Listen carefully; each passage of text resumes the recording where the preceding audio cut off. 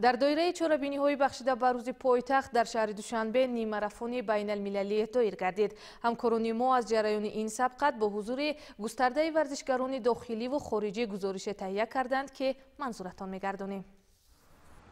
از صبح صادق در نزدیکی نوروزگاه پایتخت انبوه مردم جمع آمده برای تجلیل از روز پایتخت با نیمه مارافون بین المللی آمادگی می‌دیدند. اکثر جوانان با لباس‌های ورزشی و برخی دیگر با پرچم‌های کشور در محل آغاز مارافون حضور داشتند. اما دهمین نیمه مارافون بین المللی از نظر حضور نمایندگان کشورهای خارجی و نیز نمایندگی‌های دیپلماتی خارجی باز هم با شکوه‌تر دایر شد. ورزشگران علاقه‌مندان دو از اکثر نقاط عالم از افریقا و آسیا و اروپا و آمریکا حضور داشتند.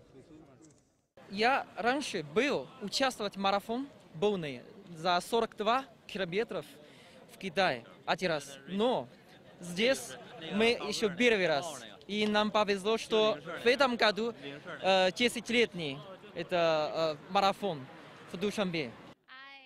من در نیم مارافون های زیاد اشتراک کردم و به اینجا آمدم تا اشتراکچی نیم مارافون دوشنبه باشم.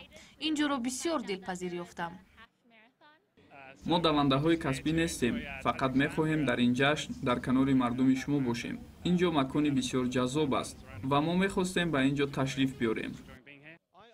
ман дар чанд марафонҳо иштирок ва як бор ҳам ғолибият доштам, аммо аввалин бор дар душанбе ҳастам. ин ҷо на барои пирӯзӣ, балки барои дилхушӣ медавам, чун ман як муаллими оддӣ ҳастам. در مراسم افتتاح باشد مسئولان نهادهای مربوطه مقامات اجرایی حاکمیت دولتی شهر دوشنبه و کمیته کار با جوانان و ورزش برگزاری نیمه مارافون بین المللی را یکی از چهاربینی‌های مهم در معرفی کشور و تبلیغ طرز حیات سالم میان عامه دانستند.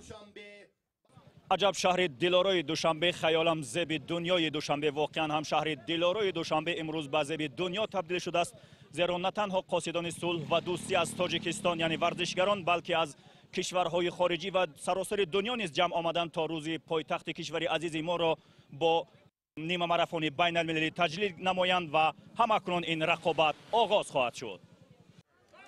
یادآور میشویم مقام بین المللی گرفتن و در رویخط مسابقات اساتید بین المللی مارافون ها و دوها در مسافه دور وارد گردیدن نیم مارافون بین المللی دوشنبه تعداد ورزشگران کسبی در این نیم مارافون را بیشتر کرده. این مقام باعث میگردد سال به سال سطح برگزاری این نیم مارافون بهتر گردد. خرد و بزرگ از جمله مردان بانوان و نیز ورزشگران خارجی مسافه 21 کیلومتر و 98 متر را در جاده های پایتخت کشورمان طی نمودند. دهمین نیم مارافون بین المللی به مناسبت تجلیل از روز پایتخت در کنار 600 چهاربینی که به همین مناسبت در سراسر کشور برگزار می شود در هوای مساعد و در طبیعت زیبایی بهاری دایر گردیده نمایندگان 16 کشور در برابر ساکنان تاجیکستان به سبقت پرداختند.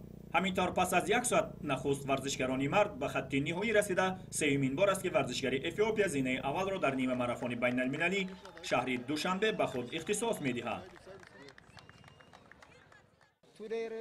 امروز من خوشبختم چون زینه اول را کسب کردم. همینطور یک جایزه داران دهمین نیمه مارافون بین المللی دوشنبه میان بانوان و مردان معین گردیدند. در میان مردان 6 نفر از جمله فنتی از افیوپیا، اوخیمچوک میکولا از اوکراین، کاسیموف میخائیل از قزاقستان، جوادار کочконбаев از قرقیزستان، ماینا سموئل از کنیا و پتروف اندری از ازبکستان صاحب جایزه های این نیمه مارافون گردیدند و 6 نفر بانوان از جمله ماسلوا داریا از قرقیزستان، گوانگول خیروت از افیوپیا، خامidova سیتورا از ازبکستان، مورونگی بеттӣ از کنیا، نظارова مهرангез از تاجیکستان و کوزمینова уляна از تاجیکستان صاحب جایزه ها میان بانوان گردیدند. Я Маслова Даря с Кыргызстана. Участвую уже 3-й раз. Эти соревнования как проходящие у меня. Определенно к ним не готовилась. Все 3 раза были первые места. Трасса, не сказать, что легкая. Подъемы есть. Погода отличная. و امسال با دستگیری محترم پیشوای ملت جناب عالی و با دستگیری رئیس کمیته جوانان ما را دستگیری نمودند و ما در پیش از مسابقه مشق‌های تمرینی در خارجه будем طول 1,5 و 2 تیاری دیدیم.